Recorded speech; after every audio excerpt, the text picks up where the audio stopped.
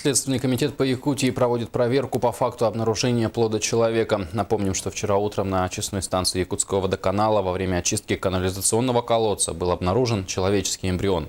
Подробности обнаружения страшной находки в сюжете Афанасия Николаева.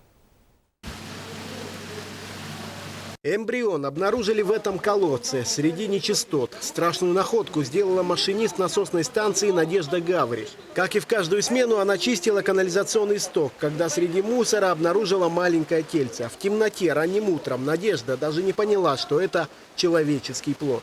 Я сразу не поняла, что это ребенок, просто я подумала, что это щенок. Там темно, освещения недостаточно, утром тоже темно, и мусором не понять было. А понял это днем, когда этот сменщик чистил грабельную, он принес уносить, а там собаки еще сверху растаскали мусор. И там его уже было видно четко, что это ребенок.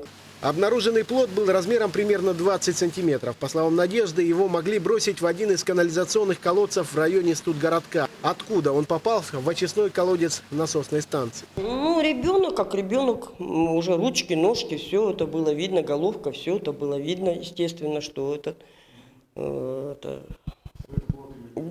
плод, да. На место ЧП немедленно были вызваны медики, полиция и сотрудники Следственного комитета. Началось расследование произошедшего. СК сообщает, что эмбрион, скорее всего, был нежизнеспособен. Его ориентировочная степень внутриутробного развития составляет 3-4 месяца. В настоящее время по данному факту Следственным отделом по городу Якутску Следственного управления Следственного комитета России по Республике Саха-Якутия по данному факту проводится проверка. Для установления точного срока беременности женщины, которая потеряла ребенка, причины смерти и наличия возможных телесных повреждений назначена судебно-медицинская экспертиза. Афанасий Николаев, Василий Слепцов, НВК Саха, Якутск.